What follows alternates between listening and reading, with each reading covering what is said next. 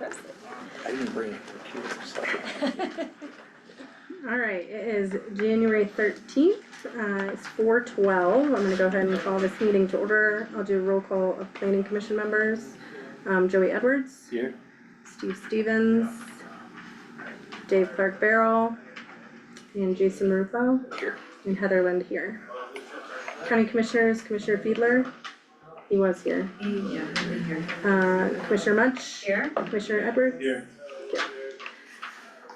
Any changes or additions to the agenda? No changes or additions. We have minutes to approve from December 9th. Everybody have a chance to review those, and anybody make a motion to approve? I wasn't at that one, Jason. Oh, yeah, so we probably need 3 of us there, Okay. because it was Jason, myself, Howard, and David. We should be doing that. Sure, I suppose we can. You can do it. Yeah, we can do it. I move to approve the minutes from December 9th. December 9th, 2024. You can say it. 30 seconds. All in favor? Aye. Now is there any updates from the staff? We do have a few updates for you. I think the first thing that we would like to do is just go over the board appointments that we'll be taking to the county commissioners on January 24th. And so as you probably remember in our last meeting, we have our recommendation that we have ready to take to the Board of County Commissioners is Heather for another term as a regular member, Jason as stepping up to a regular member for Howard's seat that is being vacated. And then we had 2 applicants that staff has spoken to fill in the alternate positions. That's Ryan Hill, who lives either, I think he lives on 16th Street or West Park adjacent. And then we have Dave Jurich, who lives in Twin Lakes.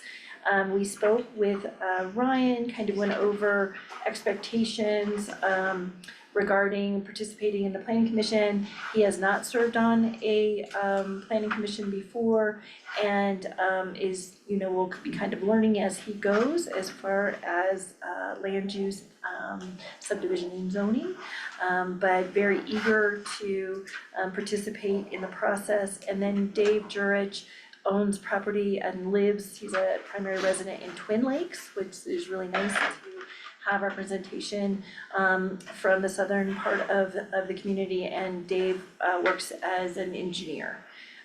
So they both, our recommendation, we want to make sure that Planning Commission, what we have prepared from the Planning Commission to the board is recommending Heather and Jason as filling the 2 regular member positions, and then Ryan and Dave as alternate members to the Planning Commission. This will make us a 7, we'll have all of our seats filled in 2025. So just wanted to make sure there were. Do I need to provide an intent letter? So you are not expiring. Okay. Yeah, it Even was though just it'd the be from the alternate discussion. to the- It was just the discussion between the members of the planning commission last time that we all met and discussed the vacancies. That you had an interest and everyone agreed at that time for you to go ahead and take on the regular position, and that we would fill the 2 alternate positions. Okay. So if that is still the correct recommendation, we'll be taking that to the board on the 24th for appointments. Yes. Sounds Good with everyone.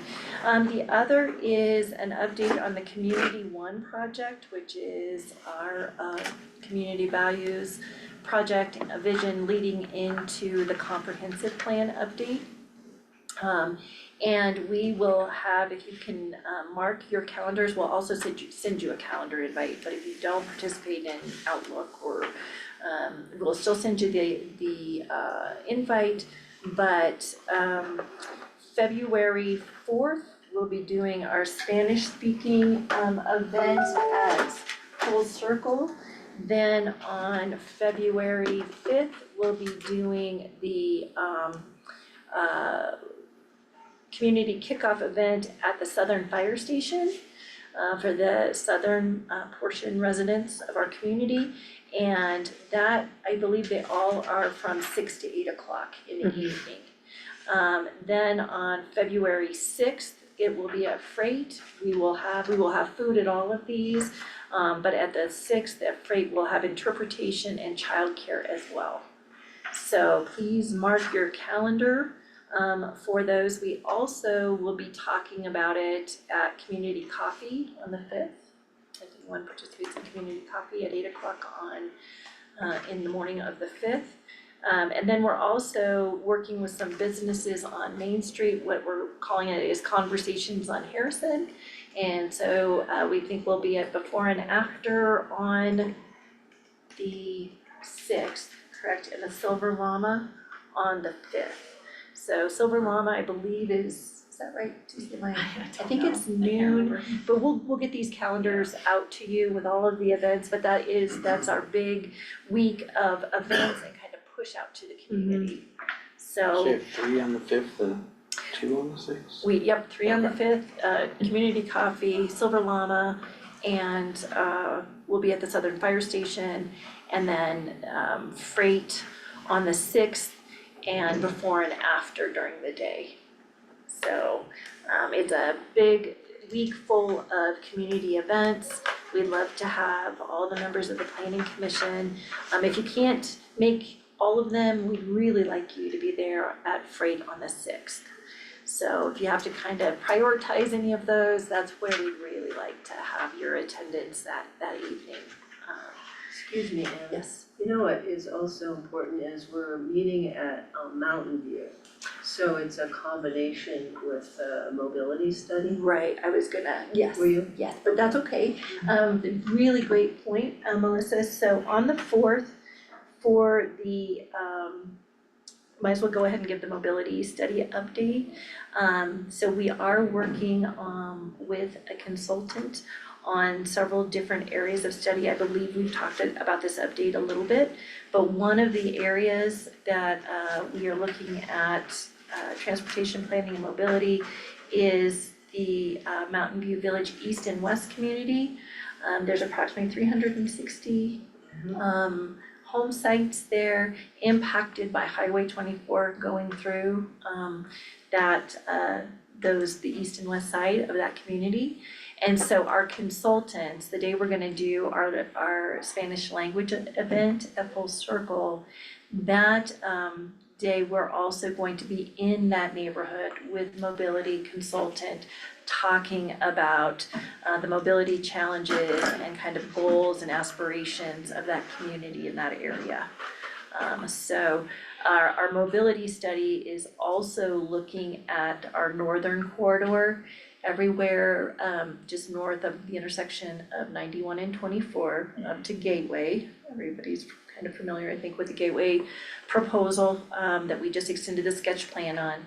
So from there, and it will include our busiest intersection in the county, which is Mountain View Drive and Poplar. So they'll be looking at mobility within that area, which is really exciting because we're seeing a lot of challenges obviously at that intersection.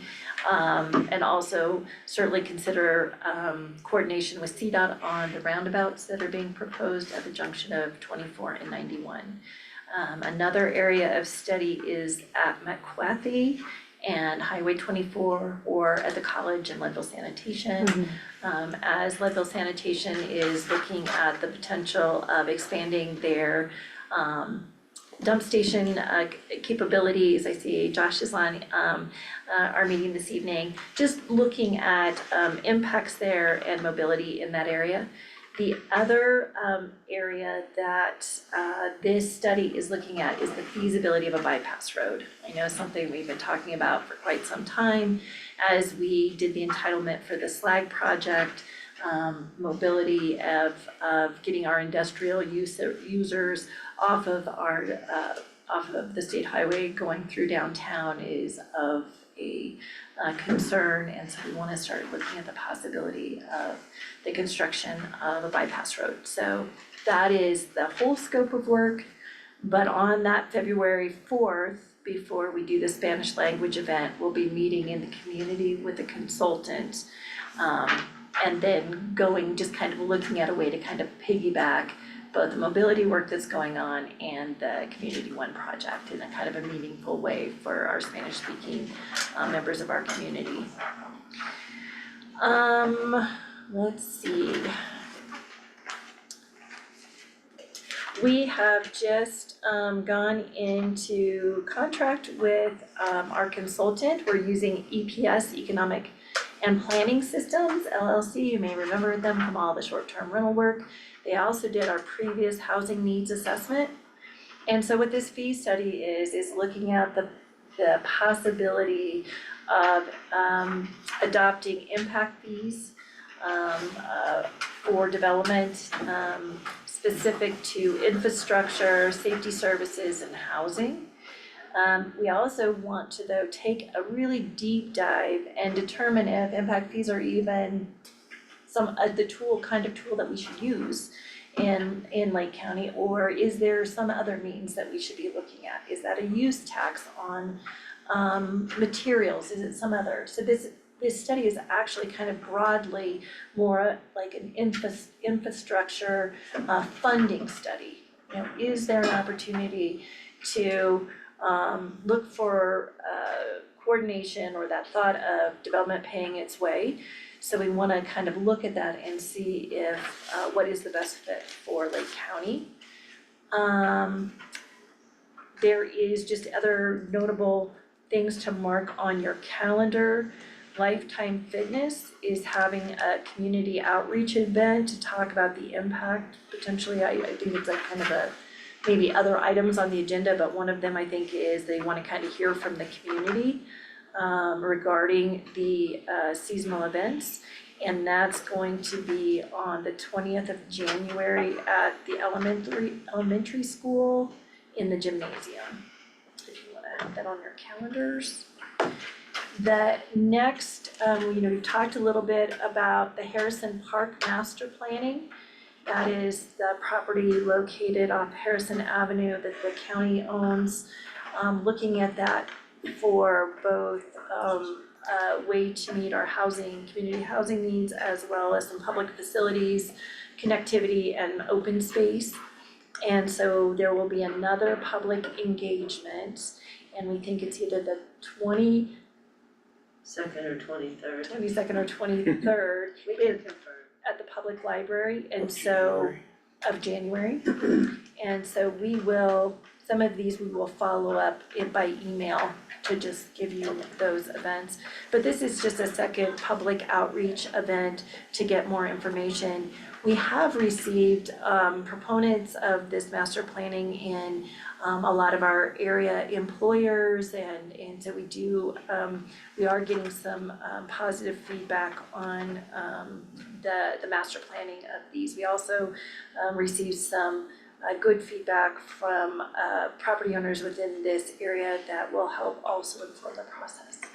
So we'll continue those public discussions, and if you'd like to be present to hear some of that input.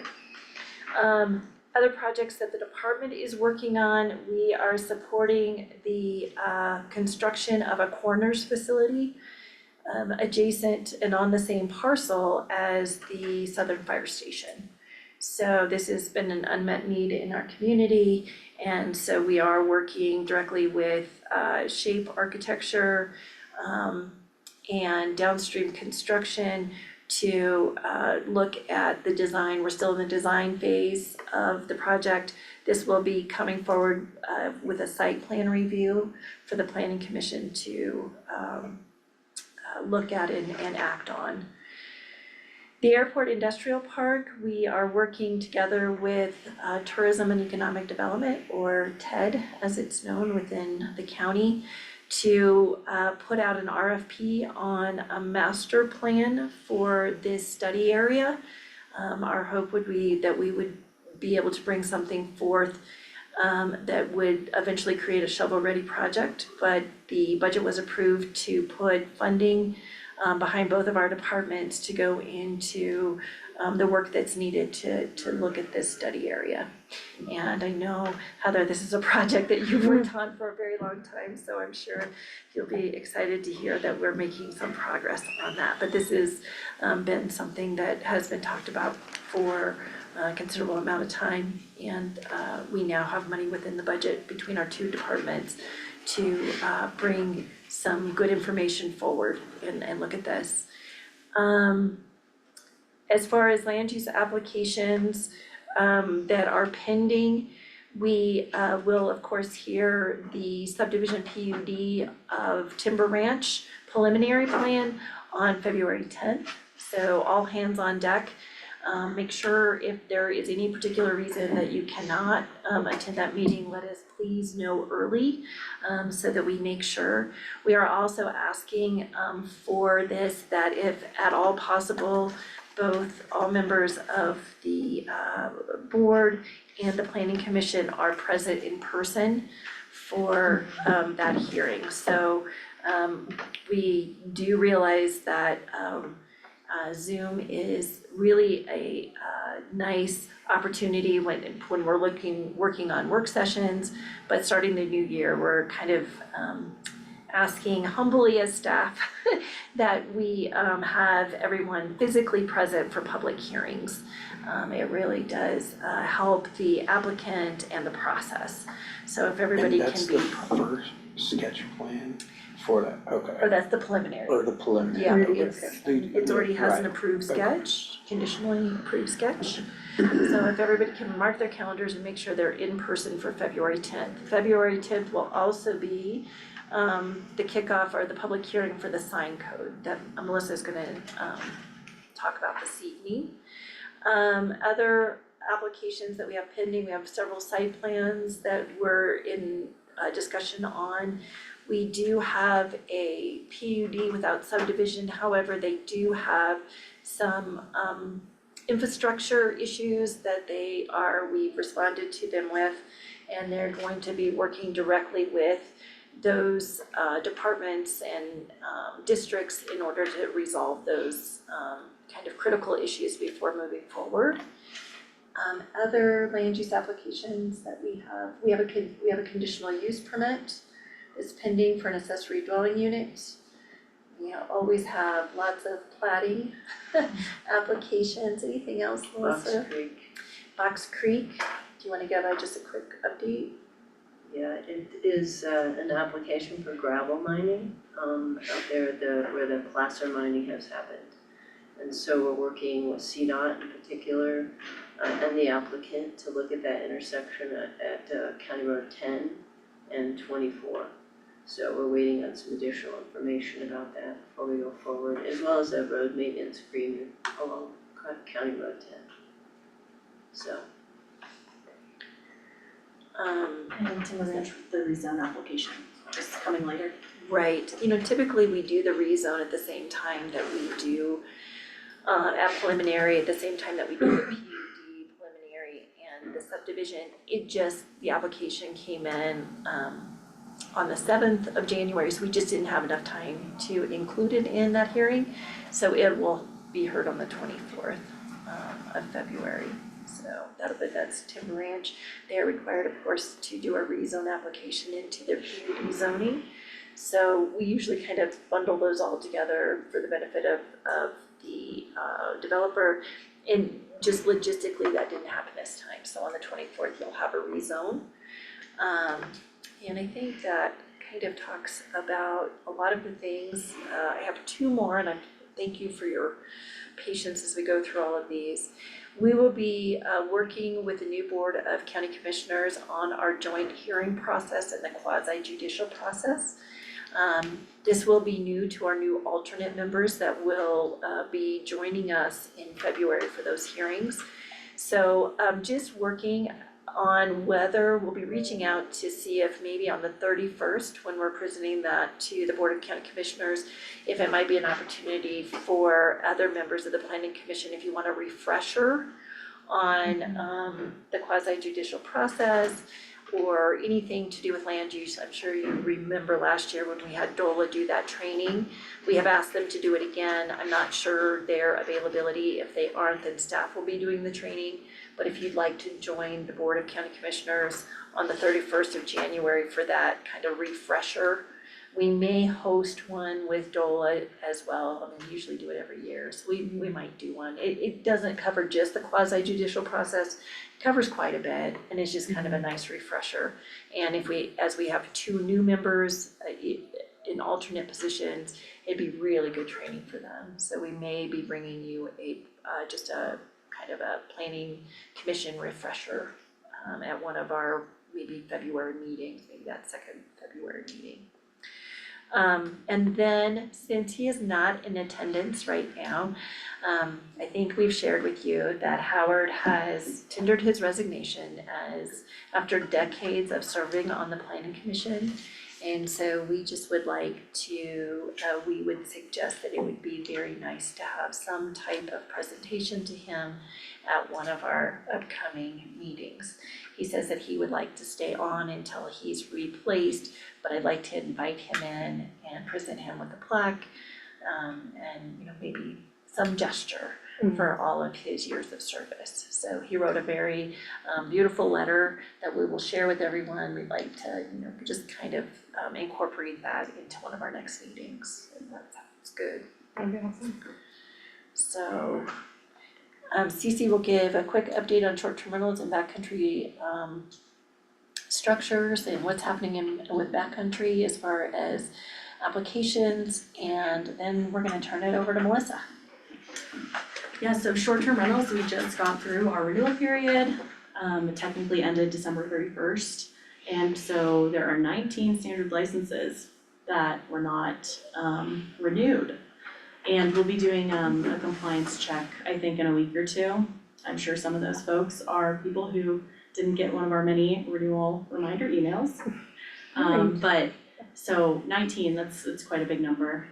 And we weren't expecting that, so we'll try and catch a few of those, but currently no wait list, and we'll continue to process them as they come in.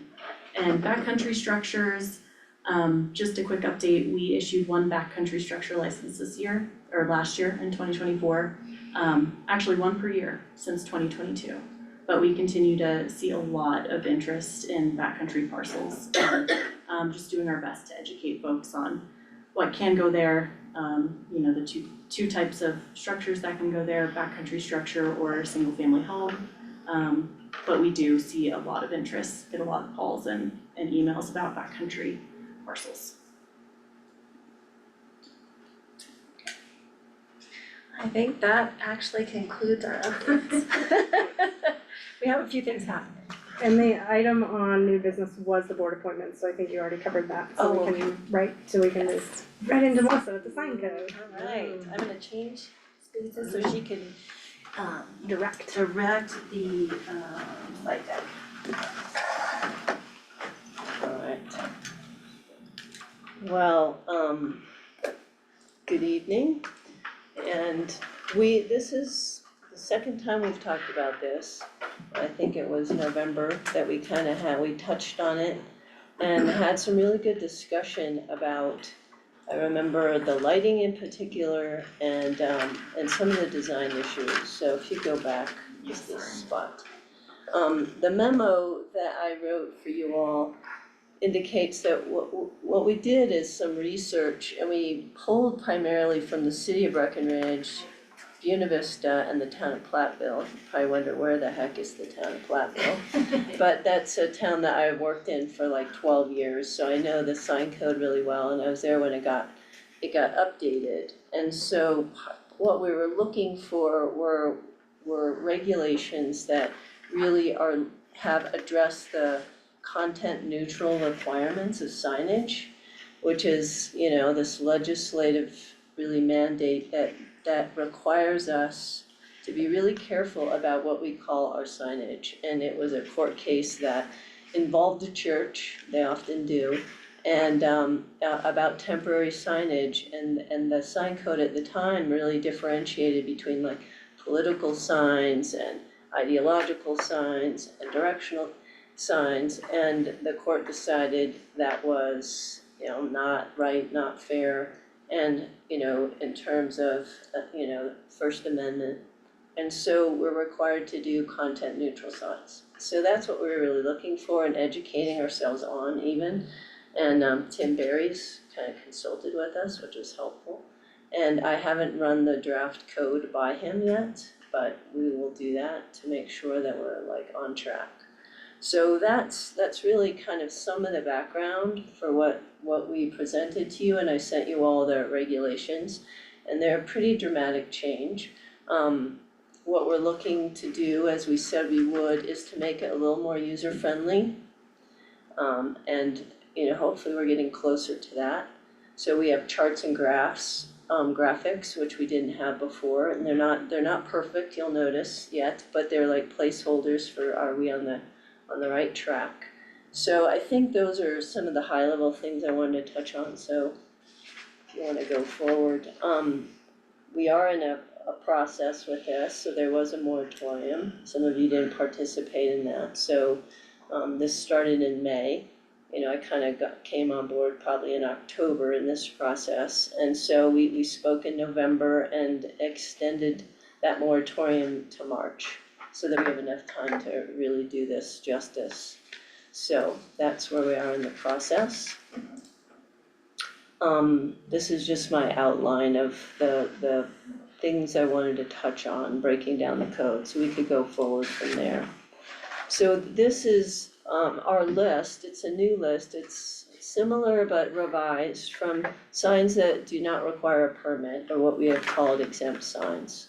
And so, you're probably not gonna get all of your comments tonight, but really thinking about, and we've spent a lot of time thinking about what we shouldn't worry about and what we should worry about. And so this is the list of things that we think, okay, we shouldn't worry about these, the public signs, and in the draft regulations, I give more detail about what those are, but those are pretty much signs that we're required to have one way or another.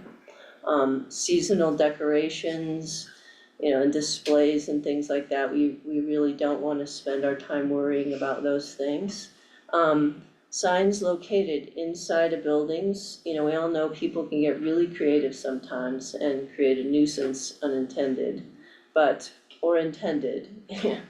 And so what we're looking at are signs located within 5 feet of a window, so we're kind of saying, we don't wanna worry about those. Also, signs required by a building code for one reason or another, that would be things that we're not gonna touch. And window signage in general doesn't cover more than 50% of any one window panel. So again, that's a common place that signage, particularly in commercial, of course, is used. So we're trying to give some definition to that. And then yard signs, we go into a little bit of detail about yard signs. This is the area that can touch, like during an election, what happens. And right now, we're not touching, sort of political signs. So we're talking about them as yard signs, so we have size, where they can be located, and for how long. So thank you, go forward. And then these are signs that are prohibited, and I won't read all of these to you, but the things that we know we don't want are, in rights of way. We talked a little bit about vehicular signs, on a parked vehicle, boat, or trailer. You may not agree with this, so this is a good time to talk about it. Roof-mounted signs. So we do allow signs to be on the roof, they just can't be above the highest point. Home occupations, they are allowed to have a sign, but not more, signs of more than 4 square feet are not allowed. When you say home occupation, that's just like the Miller residence or something like that? Yeah. No, Is like that- I'm an accountant, she Oh, has an office at my house. Okay, thank you. Yeah. And I guess something to like clarify for some people is like, these are what the counties codes will be, but like an HOA and several of our covenants and subdivisions can be more restrictive, so they can say, just cause the county says you can have that home occupation sign, Okay. covenants say you can't. So, So you're Just- saying that people in their, in a residential neighborhood could have a attorney at law sign on their roof in a subdivision? this is saying that they can up to 4 square feet, but not on their roof if it's less, as long as it's less than 3 feet from the roof. But that's if the subdivision doesn't also have codes. But the sign in general is limited to no more than 4 square feet, 4 square feet, which How is big is that? a pretty small sign, 2 2 foot by by 2. 2 foot. And 2 feet Or by 2 4 by feet? 1. or 4 by 1, or, And the code also says home occupations are allowed in all zone districts as long as they don't deter from the residential nature of the area. So they can't be overwhelming and there's other standards associated with home occupations around delivery times or excessive amount of parking, or so there's other standards associated with home occupation that kind of protects from a home occupation becoming a nuisance within a residential area. So there are some other standards associated with home occupations. Can it be besides lit? this. We'll get into that in glaring, so again, we'll get into that kind of our lighting standards, so that'll be, I don't wanna go too far ahead, but we're being very conscientious of lighting, and I'll let, nothing obviously that causes great, lighting pollution of any kind. And again, we are not allowing that, it's not reasonable that home occupations probably need to be lit in the evenings. They're supposed to blend in and be harmonious with the residential use. So I can't foresee any reason for a home occupation to have lighting I on do their have signage. one question on the vehicle signs. Vehicles that are wrapped in some kind of a, I don't know, construction roofer, you see a lot of those. That parks in front of their home. Are we saying that's not okay, or? Well, this is saying it, yeah. So that again might not be something that you agree with. Okay, So this. I just wanna would be on clarify, that's what that means yeah, versus like definitely, a parked vehicle that is not usable and a sign attached to it versus a vehicle wrap. right. Yeah, And I would differentiate between a plumber's truck parked in front of their residence than a horse trailer parked in front with a big old banner stretched across it. Right. That's what I'm asking, yeah. It's a different level Yeah, I'm of- sure the idea was like, free hay or something is on this truck, or it's for sale, or something like that, I'm sure that was the intent here. But I agree with you that somebody could come in and say, well, it doesn't say that, and so this Right. person's Comcast truck can't park here anymore. Right, well, like, yeah, Excel Energy, I see a lot of those Yeah. gentlemen park Right. in different homes. Right, so we probably wanna add some clarification somewhere in there. Yeah, I don't think that would be the intent. yeah, it's not like overnight, it's the, There's more people that are putting a sign on an immobile vehicle or trailer of Right, some type right. to act as permanent signage or at least Right. semi-permanent Okay. signage. For advertising on the premises, specific to advertising on the premises or something like that, so yes, Yeah, it if would be somebody's like- in ownership of a vehicle, we could specify that, Yeah, that's not what we're talking about, is your vehicle that is branded for your business that isn't incidental to advertising for that location. right, yeah, and I think we do have some language in here and we can make sure it's adequate. That says that, it's not allowed unless the vehicle or trailer is functional and has current registration. Or is parked in a parking space or behind a principal building. So I think that's sort of the overnight, if you're the plumber and that's oh your yeah, sign. that does take care of it, yeah. Yeah, It in takes a care parking of space those. or behind kind of takes Yeah. care of that, doesn't it? Yeah, Mhm. yeah, and I mean, there could be times when an old truck is a good sign, I don't know, and this would preclude that, so. Something to think about. Well, there, in BB, on the highway going through the burger joint has a antique truck out front that they use for permanent signage. Yeah, Could be considered something different. yeah, But at the same time, maybe that has to be a Yeah, special maybe meeting it's or just special not consideration. automatically allowed, but Right. it's, yeah, I don't know. Consider- Yeah, great question, yeah, so good notes there. yeah, I was wondering a little bit about how we wanna manage and how we have managed, but What about vehicle Exceptions. signs, you know, so if something was proposed like these are all administratively permitted, reviewed. But maybe if there's instances, maybe we can create instances where the planning commission, we talked about a couple different instances where maybe an applicant would have to go before the planning commission in order to determine those. So maybe there's a couple signs that we talk about that need more of a review, that could be noticed, could be considered. Mhm. And that review process is written in now already, so, mhm, in your new. mhm. It is for like a comprehensive sign proposal, but I'm not sure it speaks to like the vehicle. So we can, Yeah. but I think those are instances where we could kind of elevate those kind of one-off conversations. Does it fit into kind of the local character and those kind of things? And I could see instances in Twin Lakes that might be really charming. Perhaps not, but. Okay, we'll make note of that. Glaring and noise emitting signs. Clearly things we don't want, that What is a seems like noise an emitting easy- sign? What's an example of a noise emitting sign? Like there are some that like people can have voices on. Oh my gosh, Anything that it. really? Like a terrible children's story. I know. Yeah, it is like a terrible, I know. or it's like music. Easily put Okay, out, okay, like now music, now I get you, okay. music. Yeah, I mean, I've never seen it, but that Well, doesn't in mean it won't Vegas, come tomorrow, right? they're buzzing with electricity, like Mhm. it's Yeah, they're loud. like, we Yeah, have And that's so what I much was access. picturing was the old LED sign, or the old neon signs that buzz, but you're literally talking about signs that make noise. I think that's what that refers to, yeah. Yeah, absolutely. Mhm. They're to be seen and not heard. But also not seen with a bunch of neon LED lights. And glaring at this Please. point would take into account things like the big sign on the side of Tuesdays. Saturdays. Those type of Yeah. overbearing signs. Yes. I know we don't have them here, but would that apply to like an ice cream truck?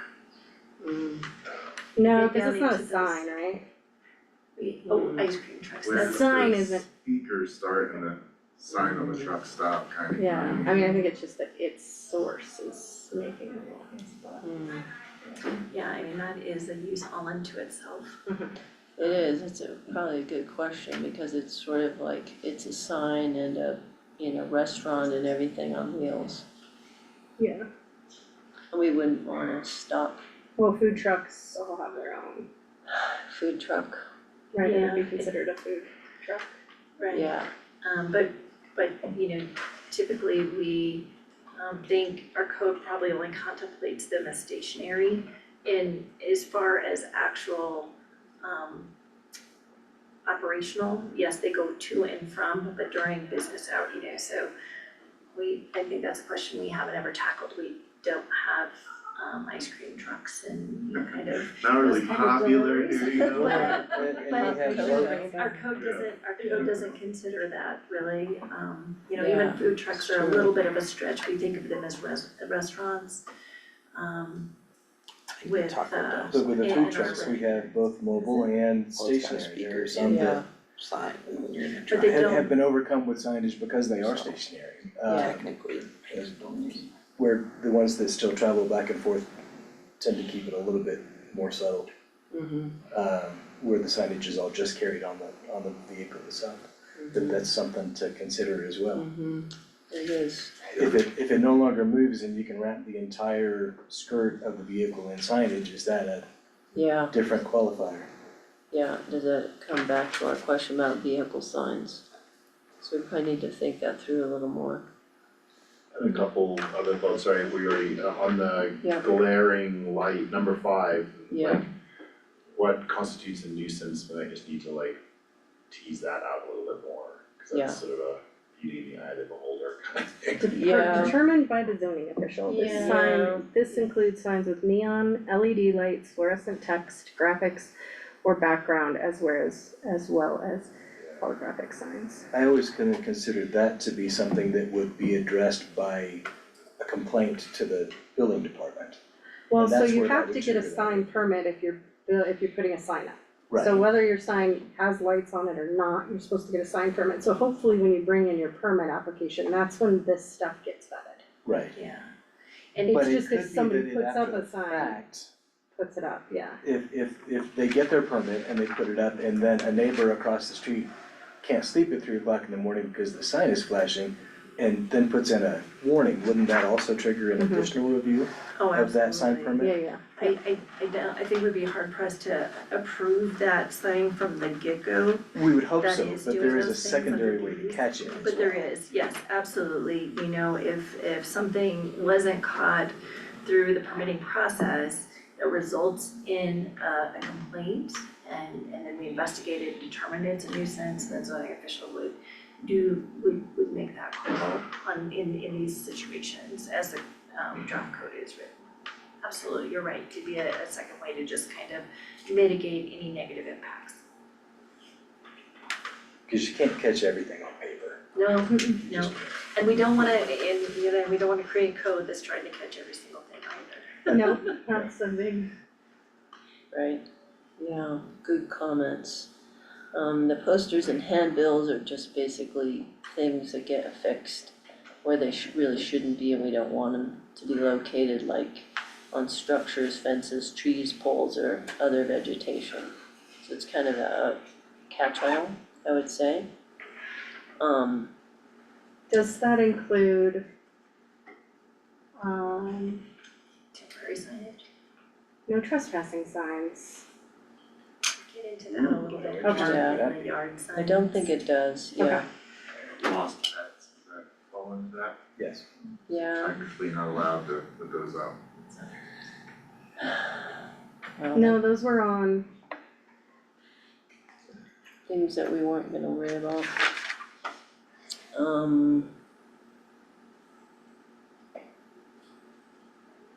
public notices. I guess those are governmental signs. Fall under that. Yard signs a But yard aren't- sale. aren't permitted on any utility poles, lighting poles, Which number is that? which they're not supposed to be anyway, but people do Right. them anyway. Under yard signs, we don't Yeah. want them on light Oh, poles there, either, Mm-hmm, but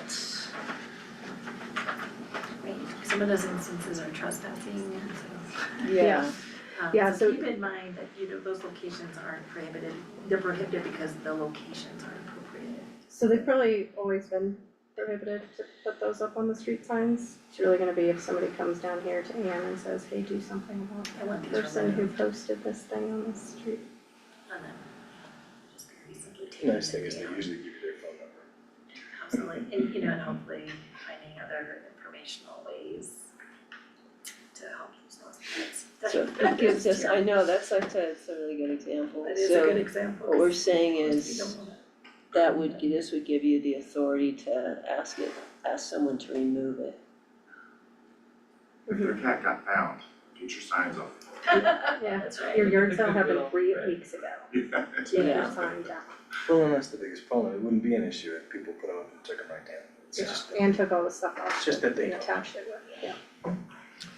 Alright, abandoned signs, we talked a bit about this last time, and so there's more language, obviously, than what's up here, but what we're asking, and, good question, is 30 days enough, but to have them removed, after something closes. I think giving them more than 30 days causes a bigger problem because it's much harder if the business closes or the business folds. Perceived liability changes pretty quickly too. Yeah. It's no longer my sign, it's no longer my problem. And I think keeping it 30 days would be important. I think we have something within the draft that gives, again, the authority to the zoning official to consider though, for instance, Outstanding. like the Taco Bell sign, Sure. if it's frozen in the ground, Sure. kinda hard, so. Yeah, I have lots of signs frozen in the ground at the moment. Yeah, That's I what I was mean, gonna you say. gotta realize that sometimes, and I think we We put did, some. we added seasonal considerations will be determined on a case-by-case basis. So, so if there is a, we understand that sometimes it's impossible to remove certain signs. And so we would give allowances for those, as long as we know progress is being made, or there's a plan, as soon as as it's possible to remove them. So we put some Yeah. caveat in there to be able to address that, but you're right, you don't want them to linger beyond what is reasonable. Real quick, just to be clear, what is unused? Cause I mean, signs don't, I mean, they're kind of just there. Well, real estate Like you signs, said. for instance, Okay. the house sold or the property sold, and then the sign just stays for, you'll see that on the highway sometimes on big parcels of land that are for Well, sale. even businesses, right, like it goes out, but it still has a big sign out at the road. Right, But I do see what I think you're talking just technically that like unused and abandoned may be synonymous. Okay, Yeah, I know, I think that's Yeah. what you're. Good Cause you're not really, yeah. because if there's a sign that can be repurposed, for example, a marquee of some kind. and you're saying this, you're talking about the sign structure, Right, not necessarily the signage on the sign. correct, cause the content is different than the Yeah, I sign think you're just structure. changing the content. So that would require a new permit, consideration for the resurfacing, refacing of that. We'd look at the, the structure that holds it to make sure that it's still viable through the permitting Okay. process. And then they would get a permit to resurface or, Cause if you have a Revamp business it. that's empty or vacant for a year, that sign structure is not unused, it's just awaiting new coverage or art content. Yeah, I don't- right. And we do have language in here that says if an existing sign pole or structure is expected to be used for future use, Okay, then it can remain. okay, Mhm. okay. Which I think gets to your But the point. business would still be responsible for moving their Yeah. signage off that structure. Yeah, Mhm. I think we're more worried about the ones that have been there for like 10 years or Right. something. Yeah. Well, and or content that is no longer valid and is misleading the public or whatever it is, right? And So how it's does like, that address, signs like the roadway sign that is in such poor condition? I don't think it's we're still- It's there a yet. maintenance, Yeah, maintenance we're, issue. that's in here. Okay, and that is farther on. Yeah. Yeah, that was one we talked about last time also. So permanent banners are also prohibited. We do have an provision for them to be temporary. So we understand a lot of businesses open up with a temporary banner. we might consider that having it in the section of prohibited but then allowed as a temporary.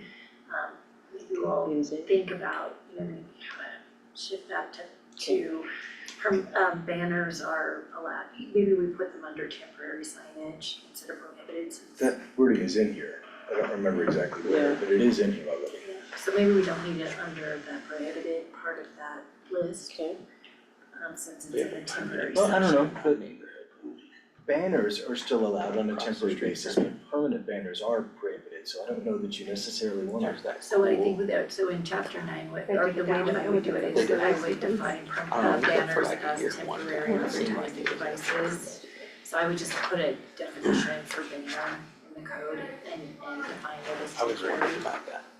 Cause otherwise I think it's Maybe. they're not prohibited, but we consider them temporary, we define them as temporary, and we throw them over Okay. temporary. But I put it in 9 as a definition for banners and define it as temporary. Yeah, but it is nice that it's very clear, the way it's written here, that somebody can't put up a banner as their permanent signage for their business. That's just And there's not a an lot of allowed people use. trying to do that. Right, so I don't know that that needs to be taken out. Well, we'll work with that so it's, Because that makes Remains it very clear clear and that while is you could do one consistent. temporarily, it Yeah. can't be permanent signage. Okay.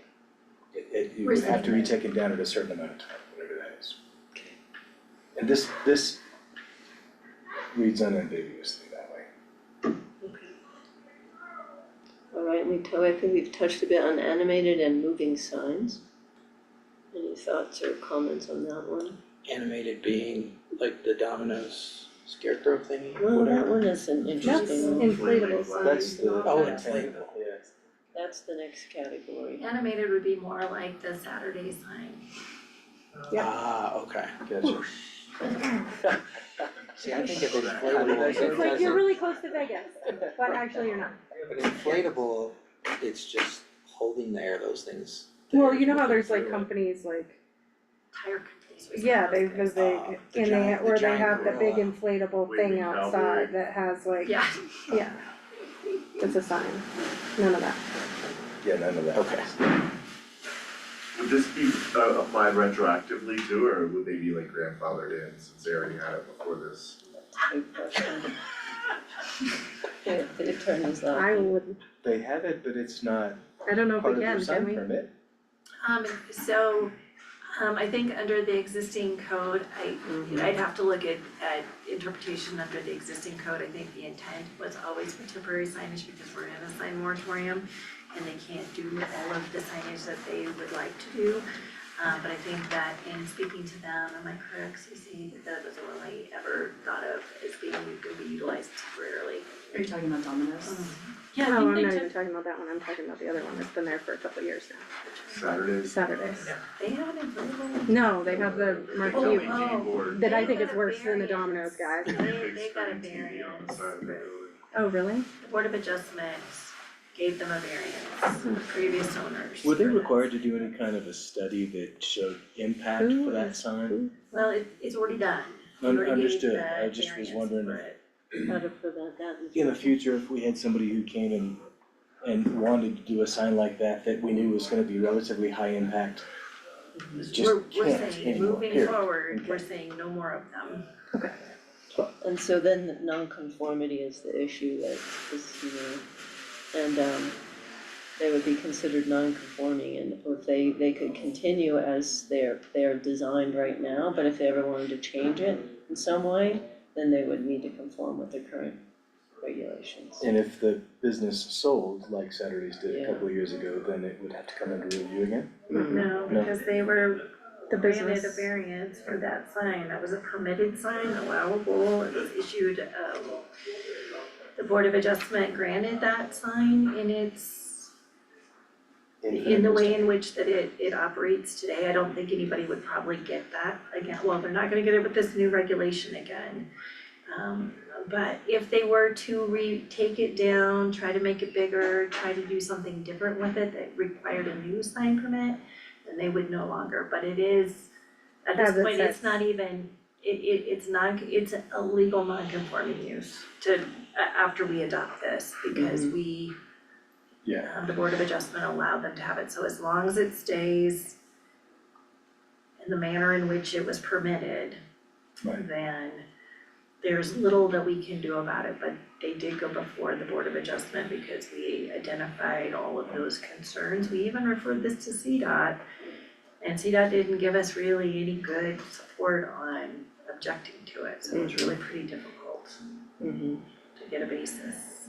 but that's another one of those that you really can't judge the impact of it until it's up and running, so that's a tough one.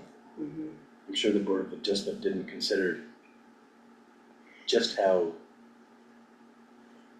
big and bright and blatant that sign could be. You know, I Well, kept during the hoping that day, it CDOT would. doesn't look as bright as it is at night. Okay, sorry, I'm gonna Yeah, let then- Melissa then keep going, cause yes. we've got 55 minutes. Yes. And you have a lot 55. And you have a lot I of know things we that do, you so need us to let's- listen to you yes. speak about. Alright, so this is the chart that addresses residential signage.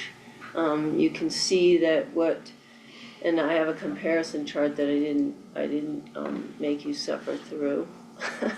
That looked at the old terms and the new terms, but we have our monument signage. We're saying that you can have one per street frontage and 32 square feet with a maximum of 6 feet in height. I think that's probably the primary sign in residential that we're concerned about. And I have an example of that, you see them around town, but in our subdivisions. So I have some photos to follow that up with. We do also allow a site sign, which is, and again, it's pretty much what's allowed now in the code, one per single family or duplex, and then one per multifamily building. So, and those square footages are from the existing code, as well as the for sale of produce raised, and again, that's in the ag forestry or our rural zone district. And that one allows a maximum of 4 for a total of 40 square feet. So, Would probably take. what's that? Is the sale of produce allowed in the RUR zone district? Anyway, we would probably just need to make sure because the RUR is our most restrictive zone district, and the only area that I know that's RUR is Hayden and yeah, we don't. So that's the Okay. only one that has content non-neutral. They're all content neutral. They're considered site signs. Yeah, what does that mean exactly, site sign, the definition of? The sign that, let's see, so then for each sign under 614.3, I went through and there are examples and some additional dimensional requirements. So this gives you an example of a sign that it's on this right here. So it gives us kind of the dimensional requirements. I think different from a monument sign is, a monument sign is typically what like identifies a subdivision, Right. which is the common one and so a site sign might have a different kind of information on it for Like a the, multifamily building. like the lazy ranch or something. Yeah, it might be building number 1, probably more than an address, but it might be the name of the building that's within that Okay, particular complex. Okay. So I'm just trying to think of now that we have to be content neutral, all of the things that can happen. So if we allow 32 square foot signs to be placed in front of a house, and Joey is my neighbor and I don't like him, I can put a sign that is 32 square foot in front of my house that says, I hate Joey Edwards. And you can't stop me from doing that. I guess I'm just saying, like, what instance do we want a residential unit to have a 32 square foot sign? I can't. Whether it says, I hate Joey Edwards, or it says, I like, You love Leadville. we love love, like, I don't, whatever, right? Like, I guess I'm just trying to like realize that like Well, and this the day point and is that you age, can't say what it says, right? right, that's what I'm saying, so I think we have to be aware that like, That's a big sign. peace to your neighbors, like whatever it is, like 32 square foot sign, I can't think of what you would want a residential site to need, really any site sign other than a yard sign that's already like specified as like No, that's an excellent point. That's the for sale size sign, of, blah, blah, blah, like It's I like just, 8x4. a sheet You of know, plywood. 8 feet by 4 And that's for feet. multifamily, so if, I suppose if Joey's living in a Oh, that's multifamily multifamily, right. building. so you- that's the sign so in that's front of- more, like, I think what the intent here is this talk speaks to me real estate sign, right? Like, that's, it seems like what the intent is, right? Like, to put in front of an apartment complex or a townhome complex, it's a big for sale sign, and that's what that is. But because Or- we can't be, Or Westwood Apartments, Right. or, that's what I mean, Yeah. so it's like, typically it's like Yeah, some homestead. sort of real Multifamily. estate type sign is what that is implying. or But because we identification. can't decide the content, we're now opening that up to far more than that. You run into a lot of issues with that. But does content neutral mean slogans are okay, instead of, here's my business, here's an identifier? Gosh, it gets so crazy, cause we're, Well, it would, by definition, it would have to. Right, Let me look. we're not going Yeah. to limit the content in any way. I think it'd be legal. And this is, I hate your neighbor though? I think that becomes a civil matter, that's not us, I don't think that is us regulating, Right. under a sign permit. But you could say That's not something something different that we're like going to still get. implies that, right? And so I'm just worried about, But we're not the content police. no, I understand, but I'm saying that like, before we were able to say a for sale sign is legitimate and you can have that, but now that we can't say you can have a for sale sign, we and you don't have to have approval for what sign you're putting up, it could say anything. How do The other thing is communities that I manage think this? that we generally think of site signs as more directional or identification.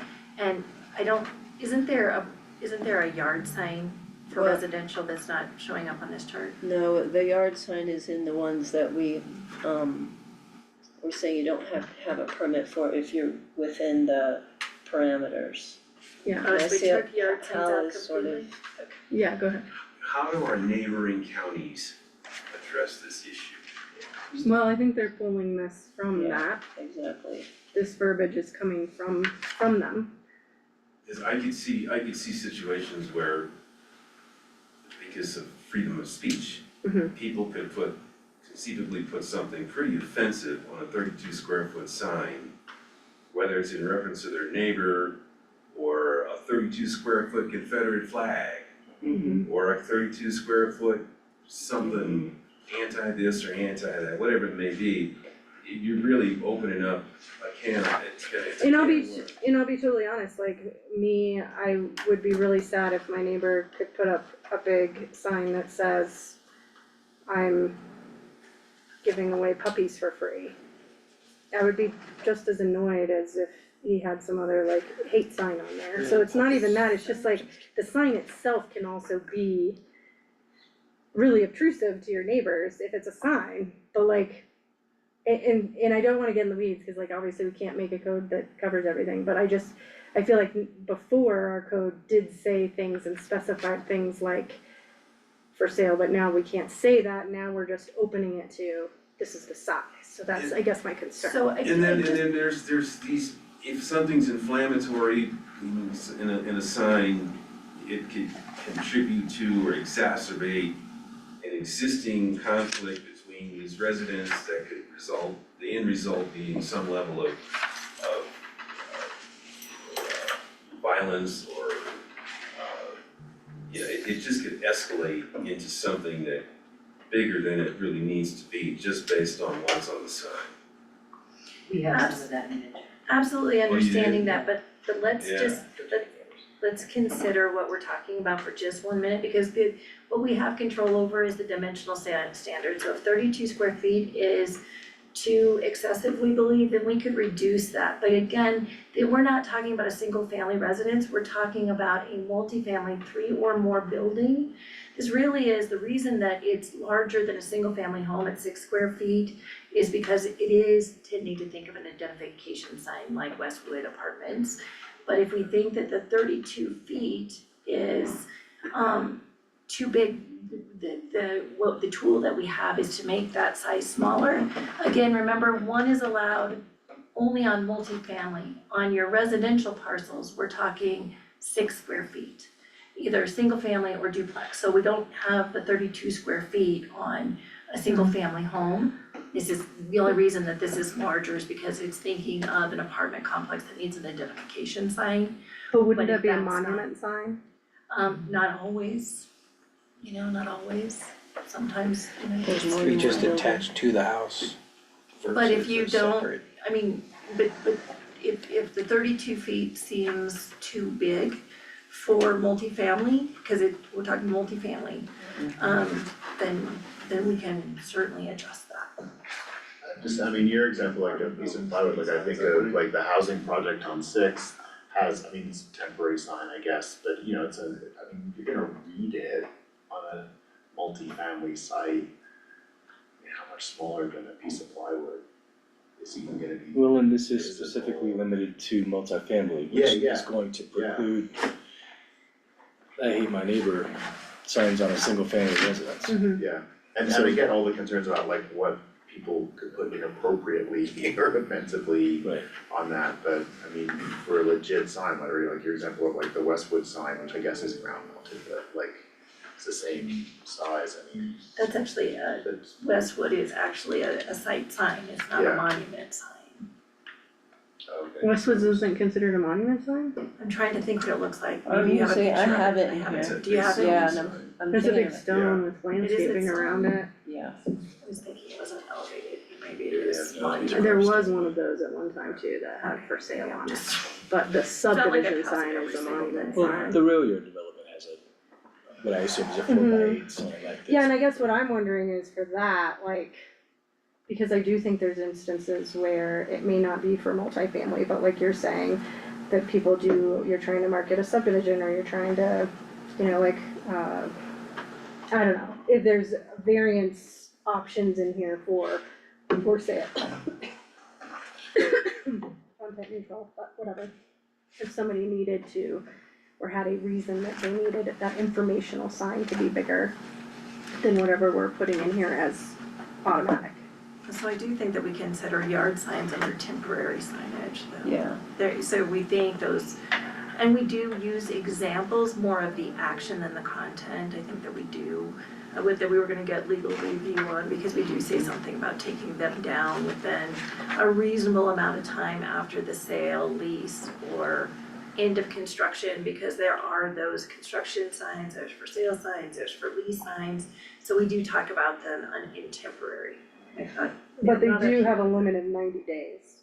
They do, but they have that, we actually don't have, I didn't think we limited it, I thought that we said that it was within a reasonable amount of time after the sale, lease, or. Under yard construction. signs, it just says shall not be placed on a property for more than 90 days in a calendar year.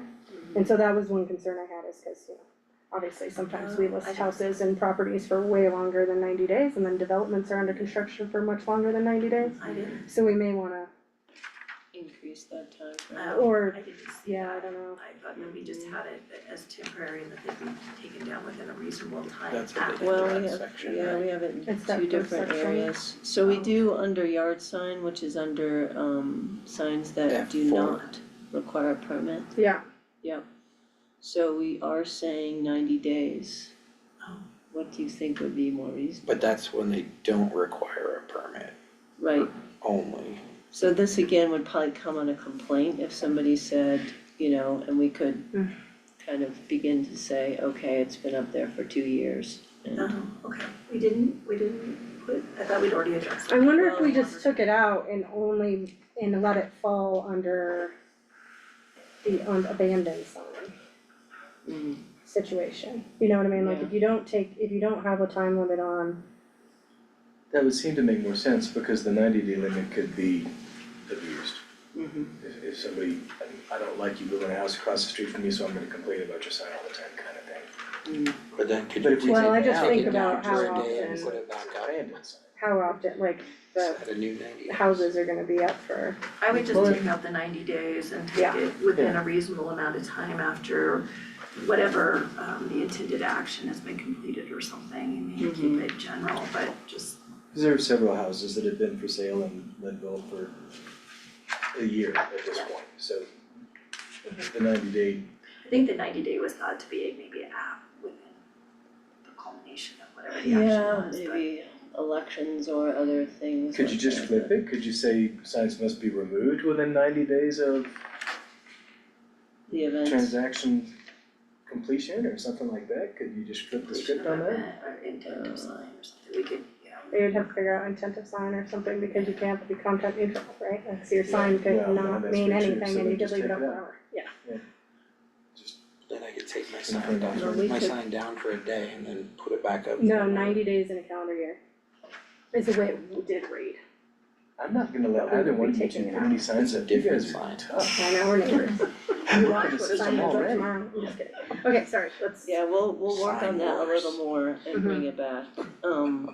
Yeah, so we do address temporary business signage, that is not to exceed the size of the permanent for a maximum of 60 days.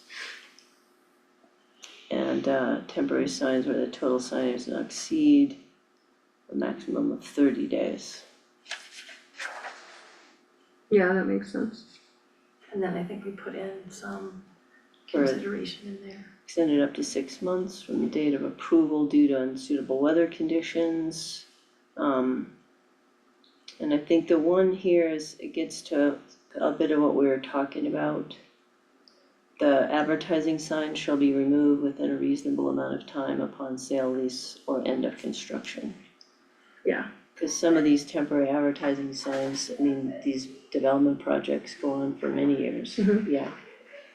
So, Okay, so we have a kind of a one place we say 90 days and then we say something. So we take out the 90 days, but you have the other thing, which should we do work. have this other that Yeah. Yeah. you can reference. Okay. Alright, good thinking. So, should we move to the next Mm-hmm. slide? And this is the non-residential signage. Again, some of the same language, different sizes. Monument signs here can be larger and taller, which is typical. Of both the monument sign, the site sign. The wall signage is what we have now in our code. So these are similar, what we have now is based upon how fast you're driving. And so it's like, if it's below 35 miles per hour, it's like 50 square feet. And if it's above that, it's 64 or something. And in talking about this, we decided that really in no place is anybody driving that fast, that they're gonna be using signs. And that really matched with the conversation we had with you all last time. And so we came up with just a flat square footage number, for that reason. So we didn't change or modify the wall sign, in terms of its square footage. Or actually even the sizes of the directory or the square footage on the directory or directional. And I just have one quick clarification also for the previous slide. The Okay. proposed maximum height, is that the Yeah. height of the sign itself or the height of the sign above the ground? Yeah. The measurement, it should, I'll let you talk to that. 'Cause There's a- define Yeah, the we do measurement. define, we have a good Yeah, I just- slide yeah, I for saw But that. it's to I the just top of the wanted- structure from the Well, and there's even topmost language that portion. spells out that it can't be artificially Yeah, Raised, raised, right? like with the to mounted the has to be finished from grade grade, at the it can't base of be the from- sign, From finished grade. to the top of the sign, okay, okay? And like directory, that square footage is internal outside of the frame and things like that. We did add in here, the sign area, I have a slide to show that. What is different are the heights, I would say. And these heights are, bringing it down to 8 feet and 15 feet. That's wonderful, that's great. so my only question then on the monument sign, at 8 foot height, if you have, well, just under that 64 square feet, Yeah, which is 2 sheets of plywood, yeah, you can envision that approximately. So the And they're idea- sitting 8 feet high, it's sitting on the ground, in the wintertime, half of that sign is covered with snow. yeah. We have to keep it clear. Look at you. I'm just like, would that effectively be, your sign could get covered all the time from wind, sweat, snow that is then no longer usable? Yes, if you don't maintain your property. Yeah, I think Okay. you have to maintain it. Okay. But that's the kind of sign that you'd see in front of Cause they KWS can't be, rural they can't be warehouses. that tall because they're monument signs. And so if you start getting taller than that, then you start having, a visual obstruction when you're on roads or you're on, like you start, Right, but I guess Mike, if you were coming down the road and you're going potentially 50 miles an hour and there's a mound of snow way ahead of it from somebody else piling in snow and it's not your property, Right, and now I no longer can see that sign as you pass by because So are you arguing? then maybe that it you should would be opt, higher? you would opt for not a monument sign, you would opt for a pole Full sign. sign. Okay. I'm just I was throwing it thinking out a there lot for about this, discussion. I think it's a really good question over the weekend as I was like taking pictures of things and it was snowing. And I'm like, yeah, like some of these work and some of them don't for the reasons you're describing. So this is the graphic that's in the code and it's sort of intended to demonstrate both. So of course it says 30 square feet for the residential. I was just saying, if you're trying to deter the use of the full sign, Mhm. that giving a little bit more leeway on that height to Yeah, recommend the monument sign versus the full sign, right, if you're gonna use that full 60 square foot. yeah. I don't know, I just, Forward. But I think that also goes into the design of your sign and the location of your sign and the design of your landscaping. All of these things being done to keep that sign as visible as possible, Who's which does building? take into account where you're gonna stack your plowed snow. And is that an area that's gonna be covered in the wintertime by the street plows? right, But all of that goes into better sign planning and therefore better finished signs. Because if it's bigger, that just means the guy up the street can have one bigger. Right. You know, like I think right. that no matter Well, I'm just what, saying, you're if having it's to. too restrictive on the monument sign setup, would all commercial owners then move to a full sign? Because they can just get it up higher, and the next thing you know, you have all full signs everywhere. Yes, but those full signs are now half the size potentially of what they have been in the past. And what we have considered to be signage eyesores. So And that being limited as well. Is there something in place to prevent someone from just piling up dirt and then making a new Yes, area to put it's AC? step Yeah. down. Okay, They can't The sign has to be artificially from grade, it create. can't be from an elevated grade. So they Gotcha. can't put the sign in a great big built up frame and consider it from there. But that is spelled out. thank you. So this is an example both of snow and a monument sign that's probably close to what we're talking about.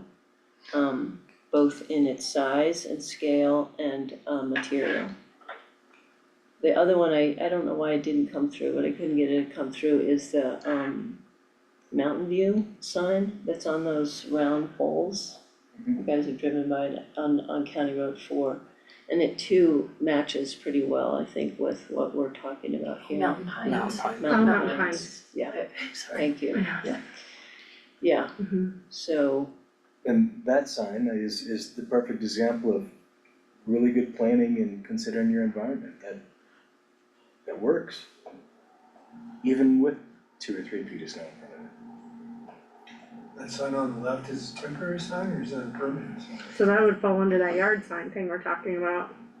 or a site So sign. that's what you were going after, Ann, and I was talking about the wrong sign. It's okay. Looks like there's a QR code on it, all those lots are sold. No, that development's not done until it gets all the way to the end of Evergreen. And that's in that lot, so is that one, you could potentially have one in every single lot with the yard sign like that. That yard sign is located in the HOA section of the Okay. subdivision currently. Yeah, I can't imagine that the private owners would probably want the developers advertising signs in their front yard. I'm saying for all the unused lots, technically you could have one sign could, per lot or something. Not that big, right? Cause now we just said that it can only be 6 foot per single family. Right, well, I don't know what size that is. That one's bigger than 6 foot, but it was for the Oh, the whole subdivision, thing. Right. right? And so, and I think that's where the multifamily might be a That would question, be- right? Because like a subdivision has more than one, so it's a subdivision sale To sign. the 32 square I think that feet. we But- talk about in here a comprehensive sign for a subdivision or PUD. If the PUD doesn't develop a sign plan within their PUD, then I think we've talked about that on subdivisions in particular, that would be a planning commission Yeah. review for a comprehensive sign plan for the whole subdivision. Cause the rail yard has that larger. And they're trying to sell a bunch of But lots this still, is so- really a good example of our temporary advertising sign that we talked about a few minutes ago with the maximum of 8 feet tall and 32 square feet and can be up there until a reasonable time upon sale or lease or end of construction. So I think that fits the dimensionally. It's They actually might a be little more smaller. than, yeah, I don't know if they're, yeah, I guess we'd have to see how big those, and the rail yard ones might be taller than 8 feet. Yeah, you know, when you think, you just use the rail yard as a visual example. Okay. I'm gonna go forward to the non-residential. So we're talking about size, obviously McGuire is not in any place close to us. But it's a good, you can see the scale in terms of 8 feet, what we're talking about, so I think we're talking about the right scale. And then our beloved sign, that's also the right scale. It's bigger in terms of square footage, but I think that's what we're talking about, we're looking at 8 foot tall signs. Mm-hmm. We'll go forward. This is another one, I thought, hey, you know what? Here we go. Talk about mountain rustic, maybe our, you know, the national forest signs are a portion of that. Cause that's what we're talking about in terms of the design components of this, is sort of trying to keep with things that are more appropriate for our environment, can go forward. And there's some, the Colorado Mountain College, I think probably is a really good example. Is it taller than 15 feet? Probably not. Oops. I don't know how to go back. I know, you should. The end of Hit it. the left key I there. know, okay, here we go, thank you, Yeah. Jason. Cool. One more. I swear I tried that earlier. Go forward one more to the CMC, so I don't know what y'all think about that, this sign, but its size and scale seems to do the job pretty well. It's got kind of a wood, I don't know if we'd consider this mountain rustic architecture, but probably comes pretty close. Call it mountain modern. I Mountain think they, modern, yeah, I think they have a great sign. And once again, that sign takes into consideration the fact that there's 2 or 3 feet of snow on the ground much of the year and it's still an effective sign. So, yeah, and I would just like to ask, when we're talking about square footage, are we considering the entire archway to the outside of the white columns? Yeah, those Or are we talking? Yeah. structure or just? well, we have sign area and sign height, and the sign height is finished grade to the top of the structure. Sign area is around the graphics, and we do have that in here, and it's on one of the slides, so you could go forward Cause a that's little gotta bit. be higher than 8 feet with the whole structure, right? It'd be By quite a 15, it would bit. need to be in that 15 feet, if you, I wondered what you guys thought about that, we could go at, our pole signs, right, would that be a pole sign? And does it Yeah, how really many matter poles? at the end of the One day? pole or two? Can have to two hold it up? poles. Yeah, It's still a Yeah. whole sign. so I I, mean, with two, right, that's how we would interpret it, is as a pole sign, wouldn't you? Yeah. Versus a monument sign? The CMC one? Right, so is the monument sign a pole sign or is that a monument sign? The CMC one, you asked such a sorry. good question, I wondered about that all weekend. Like, how would you think about it? Can we look at that picture one more time? Cause the height is, it needs to be a pole sign to meet the height requirement. Mm-hmm.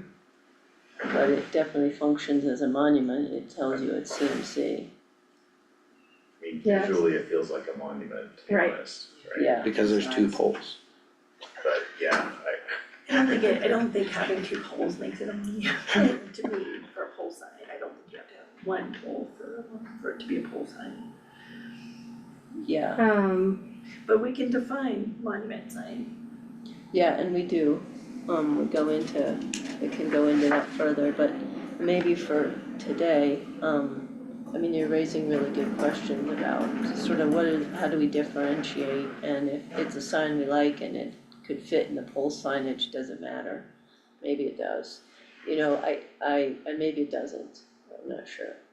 So would that sign still, we would assume that that sign would still fit I on don't know the that it pole would. sign 48 feet for your signage itself and a maximum of 15 feet in height. I agree with your comment, does it really matter? If it fits in one of those two formats and doesn't exceed, does it really make a difference? So I think part of it is design and scale. So I mean, you know, this sign if you would apply the same sign at Domino's, would you feel the same way, right? So it is a lot of design and scale of the parcel of what, you know, so does it lead into some kind of consideration for exceeding that on a monument sign under certain instances when the scale is not, Yeah, I guess is there like a variance way to do that? Because like to me, that sign should not be any smaller than it is. I think it's a great sign, it does a great job there, but it's still to me is a monument sign. But I wouldn't want I wouldn't think it was appropriate if like the vet clinic or the Mountain Dogs put that big of a sign outside of their business either. That seems way too big to me. This restriction or regulation that we're doing makes sense to me, 8 feet tall, the other monument signs you have, those all make sense, but this one is much bigger.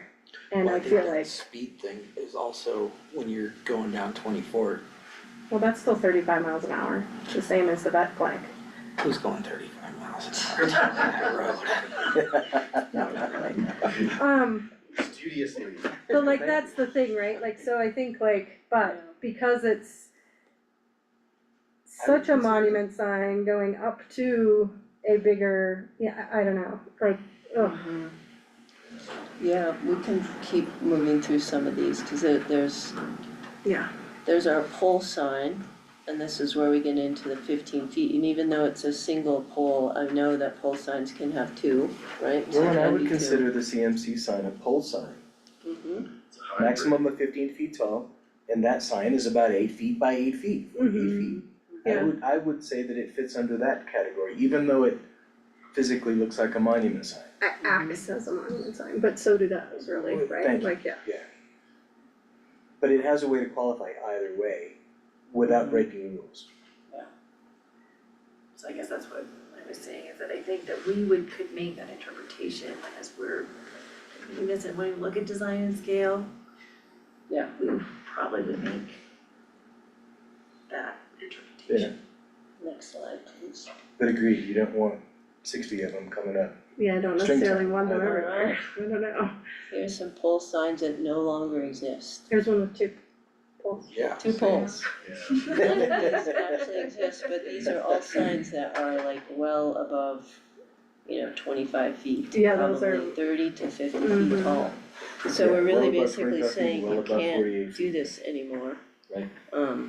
We've obviously said that because they're down, all of them, but we do have gas station signs in this area that are not quite that big, but pretty close. And I think this section of road where it's all level, that 8 feet, or the 15 feet, and you could click it one more time, cause I think the Safeway sign is, there we go. I think the Safeway sign, while maybe it's not aesthetically beautiful, it does its job and it's the size we're talking about.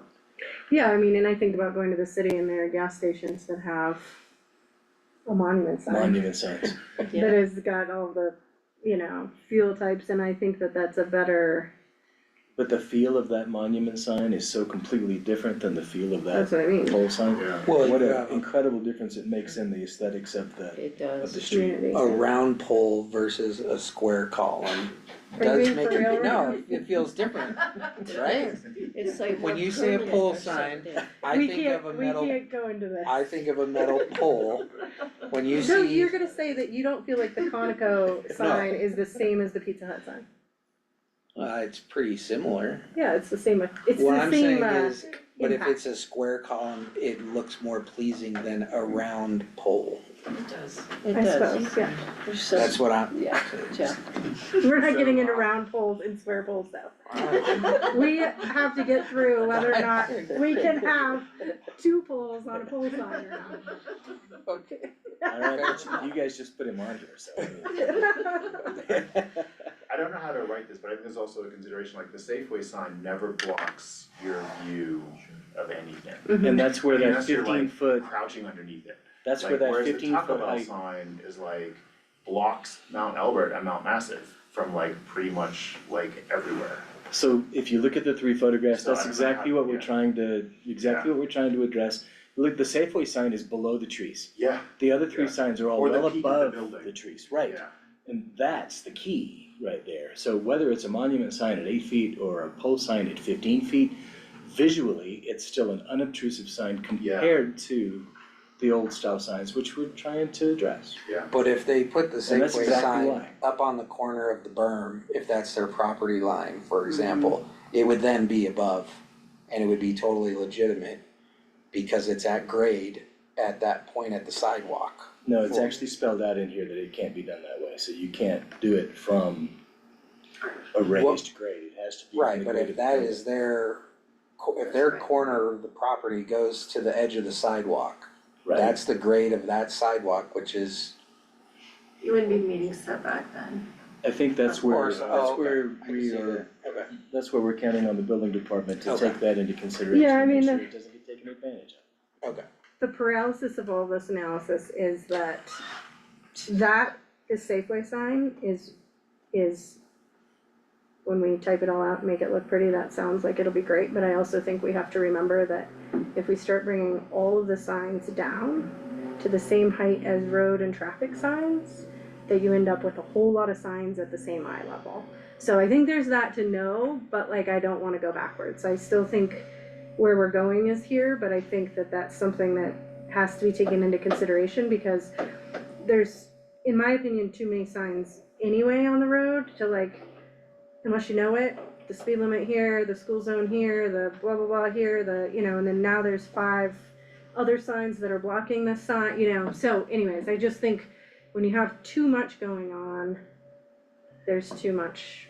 And also keep in mind, that same- that something that I don't think we've really hit on, that for commercial development that is seeking, so some of these signs will come up, as part of redevelopment or, they're updating signage, but with any new use, anything that's gonna pull a building permit, they go through site plan review and you get to look at the signage at that point.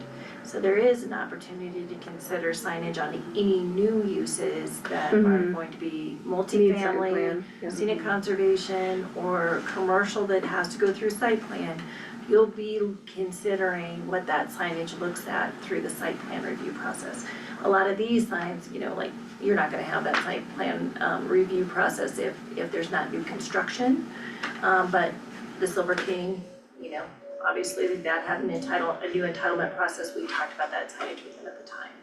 So we had that opportunity on any site, you'll be able to talk about kind of this design and scale as part of any site plan review process too. So there's an opportunity to really kind of dive in and look at that. Yeah, and I think at the beginning of the regulations, we get into some of the intent, purpose and intent, which does have language related to aesthetic a little bit, and character, and adjacencies and site features and, I think that starts to allow us to push back a little bit, if we need to. So, looking forward, we're getting close to done. Directory signs, here's the example in the code, you could go forward, CC. This one obviously isn't as tall as 15 feet, but here are 2 examples, right here across the street from CMC. The one on the right would be way too big, and the one on the left probably fits in with what we're talking about. I wonder about some uniformity of the type and the face of the sign. I don't know if you all have thoughts on that, but that's what we're talking about for directory signs.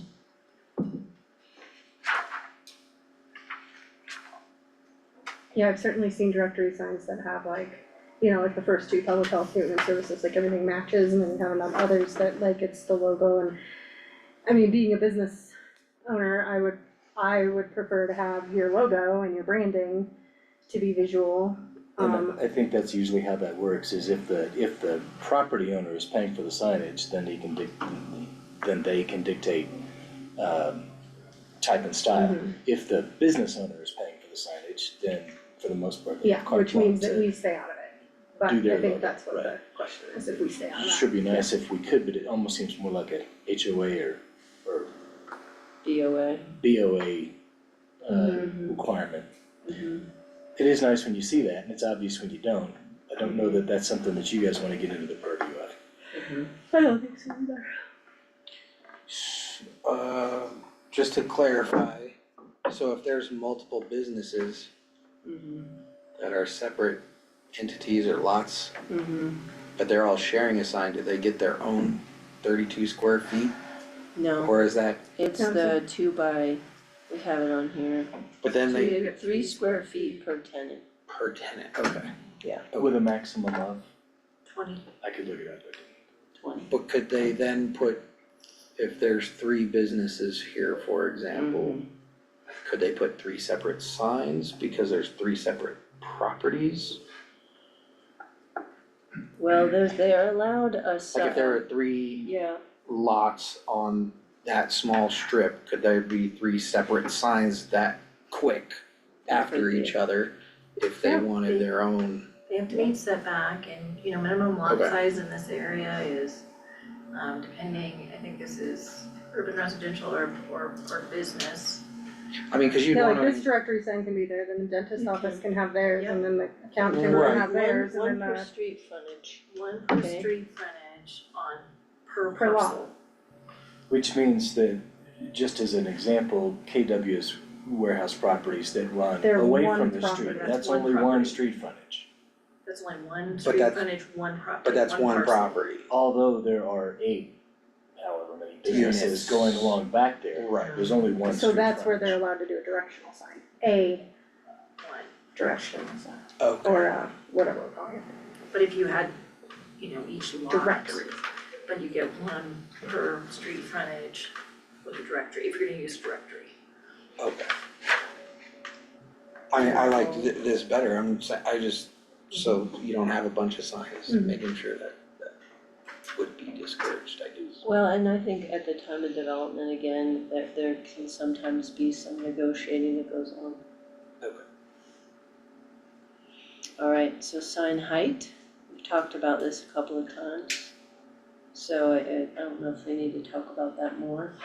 Can go The the next, specified height is 15 feet maximum, yeah, for or 8 the, feet for a monument sign. Yes. right.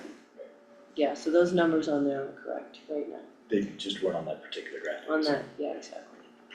I wanted to make sure we were on board before we changed them. And so here's the graphic for the sign area, which I think is makes it pretty clear how you measure, which is sometimes confusing. So I think that clears it up. You're gonna end up with a bunch of triangle signs. So I have one other just quick, on I-25 North Johnstown, I think it is, there's a giant fencing company and they have a sign that looks like it's broken, but it's Yeah. designed that way. Yeah, Is that totally legit? Seems like it. Okay, It's like the laundromat that put their signs on upside down, yeah. Right, Whatever you want with your sign. okay, Yeah. Okay. so we've talked a bit about temporary signage. So these are the kind of dimensional and time requirements that we're looking at. Yep. So I don't know if we need to talk more about temporary signs.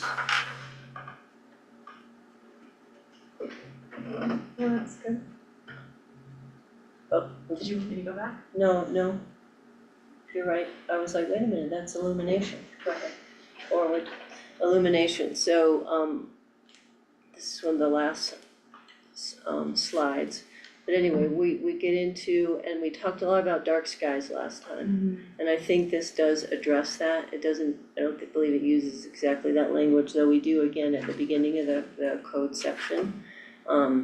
we use dark skies, but again, it needs to be directed to what it's intended to illuminate and not into the street, not onto other properties, or things like that. So the source of illumination can't be visible from these other locations, which is part of what reduces or eliminates glare.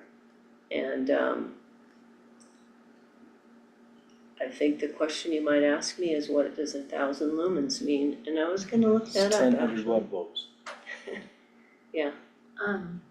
There was some examples though, because like when we did Taco Bell, their sandwich board, being able to have ambient lighting as an automatic setting at a certain time of day. And so there are some examples in one of the codes that you're researching. I do think that there might be some more work around illumination, because I know this is a really big topic and we really wanna make sure we get it right. But they had some also values in there and thresholds for illumination that might be helpful. Right, But things like that, you know, we want to have thoughts around, you know, non-working hours. Is there a way to kind of have that set on a timer that goes into kind of an ambient lighting kind of scenario? So that, you know, doesn't need to be on It's where you 24 talked hours a about day. things like the big R signage that's illuminated signage, those kinds of Yeah, signs. something that would have some kind of automatic timer on them during non-business hours that reduces the amount of lighting. Number 2, under illumination, am I understanding that all signage lighting has to be downlit now? So in other words, you can't have a monument sign and then have up-pointed spots? Oh, that just, yeah, I don't that think highlight that's the intent. No? So Okay. before I Yeah. thought that Against those dark sky, but- fixtures just have to be downward at a 90-degree horizontal plane, not that, but I don't know about any kind of, So like the We Love marquee Leadville or- sign is pointed up. Well, Yeah, we and do that's what I want was, upward those signs are sign, pointed don't we? upward, but Yeah. from now on, it would have to be up and pointed downward, so Like that the that Welcome to Leadville, light they have pollution going down. Mhm. goes into the ground rather than into the sky, Which is the way that dark skies are supposed to be. which would be great, I like that, I just wanted to clarify that that's Do the you like that? intent. And then it Well, it is the creates intent. less work when they have to shovel the 2 feet of snow off the light poles. Oh my god. That's a good point. yeah, if you place those I'm kind not of, gonna say anything. those are kind of designed to just highlight the sign, but they're not, you know, this is making sure everything is downward cast. Yep, no, as long as that has that downward cast, that's great. Yeah, Yeah, does I like everybody it. agree Yeah, with I'm that? happy. Okay. Don't ask Jason, cause he's gonna argue. Well, the No, he's- reflection on the Reflection snow. on the snow. on Oh, the yeah. ground, It's a good thing It we does only have make a 5 difference. minutes. Yeah, well, I think you've been shoveling lately, that's, I have been too much, Yeah. I'm tired of shoveling snow. alright, let's see, what's the next slide, see I'm something. sorry, on the Oh. lumens, Mhm. just thinking like where that's where or how that's measured, cause I think you'd wanna say like no reflectors, no focusing I mean, like you need to worry about the lenses, like 1,000 lumens with a reflector is a big difference from like 1,000 Oh, sure. lumens That's a good behind like a big R sign, Well, you know what I and mean, like. is the building department gonna have a meter that's gonna be able to check that? And That's where I get is that easy gonna on be different from the lumens. street versus standing in front of it 5 feet, you know? Right, We is get lumens like specs. this And there is a same throw. spec of the light, or is it, yeah, like actually measured at the property line or something? It would be the specification of the sign, we would wanna, And my Because, like, example maybe it's earlier like was this, completely you have to wrong. say like no reflector and no lenses. so Yeah, it and- can't be refracted other directions, is what you're getting Or I at? just think of like, And that probably is where so a sign company will use a lumen meter or a lux meter to measure the actual brightness of the sign. And maybe that's something that we get for our building inspector. Is you can do that with, I mean, there's an app on your phone that Yeah. will measure those kinds of lumens, but okay, there is a way to measure that, and you're right, it can certainly be magnified based on the type of lighting and the surrounding of the lighting. You have a chrome interior frame around your direct lit sign, it's gonna be much brighter. And that is gonna change with sunlight being out versus in the dark is a different reading with a Well, and we would measurable assume, reading. on illuminated lighting that we're measuring that at night, I'm assuming, Well, maybe you know, not. you can't see a sign if it's not lit up enough during the day. If it is using some type of LED, it has to be brighter because it gets washed out by the sunlight. Right. But at night, it can be much lower and you can still see it because there's no ambient lighting, you know, competing with those That makes sense. LEDs. Yeah. So it does make a difference, but we're not Las Vegas, but that's a perfect example, go to Las Vegas. Those lights are on brighter during the day, so you can see those signs that are all digital. At night, they don't have to be on as high because there is no sunlight hitting them. Well, and I know it's grandfathered in, but the Saturday sign could be something like that. It could be brighter during the day and less bright at night. Right, So, but then you have to have an inspector go out in the evening hours versus, So then my thought would be that number 5, I don't even know, because I just feel like sometimes when we put a number on it is where Okay. we get in trouble. so my example earlier was completely full of bull. 1,000 lumens is the equivalent of a 75-watt incandescent bulb. that sounds probably right, pretty close. I have lights in my garage that are 18,000 lumens on one light. Yeah. And it's down facing, I just don't know, as far as what we're talking about here, how we're going to measure how we're gonna measure it. I agree that if it's somebody like Taco Bell or Big R, they're gonna have the specs for you, that sign company put together, but if Well, and if you're doing a he sign goes like and this- builds his sign tomorrow with his square posts, and then he puts lights on it, and they're really bright, how are you gonna measure that he's We're the gonna still max put the burden on him to be able to beat code. to So prove? if you come in and you Right. want to build it yourself, you're Mhm. still gonna have to have Provide it that. reviewed, you're gonna have to bring us a specification that says, that ensures that it was built to code. And if you can't do that, you're gonna have to go and get something from a manufacturer. Well, and what this code protects us from is that when they send the So you sign don't need to code get lumens. to the manufacturer in Denver, they know that the sign can't be more than 1,000 lumens, and they actually have a way to engineer that. Cool. yeah, That's what you're looking for. I'm happy. but I would, This does that. I would question the 1,000 lumens. I would get a few signs that are already around here and see if you can measure Is the them. 1,000 lumens from another code? It is, okay, I mean, cause it Oh, seems a I think little Univista. low. That's a even- good thing. Well, I mean, but if you're a business that's trying to show people where to go to on your monument sign, and you can only have one 75-watt bulb and you can't even light up your whole sign, So you're considering directional signage for something like the hospital? well, Those I don't things know. are exempt. just, Those are exempt. I would just double check on, that lumens might seem a little low for some types of signs, especially if you're talking 32 square feet. But if somebody comes to you with an engineered signage plan and says, that's not bright enough, we need something brighter, then it's on them and they can go through the hearing process to get a variance. Okay, Yeah, I feel like if we're kind of following, I feel like maybe we even had 1,000 lumens in our code before. I'm not sure that that's new. But I don't know that for sure, but I do feel like we've talked about this before, the 1,000 lumens thing, and if other codes have successfully done that, it's one of those that I don't know that we need to reinvent the wheel until we start to have 6 people tell us that it's not bright enough. I also feel, I don't know, like, I'd be interested in some more research on this, cause it's like, I don't know, think of like the big R signs where it's like lit across the whole Yeah. thing, or Taco Bell versus like the new Pro Electric sign, I just know that, it's like really bright on the lettering, but it's actually not that bad. Like, 'cause it's not that big, you know what I mean, like, it sort of depends like where the lumens. Well, and lighting technology has changed so much just in the last couple of years that you can have some incredibly bright signs that really aren't that bright, they're just more effective. Well, and devil's advocate, just from down the hill, it's our little fishing hut at where Minturn, where 24 turns in Minturn, Uh-huh. is backlit by neon. And right now we have a neon prohibition, but we have some exceptionally tasteful neon where it's like behind the letters. Right, Or the where edges it's of the truly sign. just a glow. Yeah, You it's don't, kind there's of- no it's kind of exposed neon loud. over it, yeah. Yeah, Yeah, Yeah. instead of the. so a then maybe 1,000 the, lumens comes from BB, and we don't have it in our code right now. Well, and that's meant to address companies that are using a professional sign company and that gives them some very specific directions to follow. Yeah, so maybe that sign design, they can make that spec a lot easier than just throwing a bunch of floodlights up against something.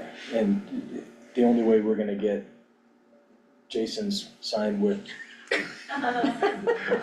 two 600-watt spots He'll on it never outlive reflecting this. is by a complaint, and there's a hearing process to address that too, so. Is there any Design my value sign in this weekend. consulting with a sign making company about this stuff? You know, I haven't, but I think I've thought about that a little bit in terms of what would we wanna know that we Just don't asking know them right like, now. hey, what are you guys seeing coming from other places as far as Yeah, brightness restrictions? yeah, House of Science did that one on front of Ace, big one. House of Science, If he's How, still they're in Frisco, okay, He's they do a lot of the signs.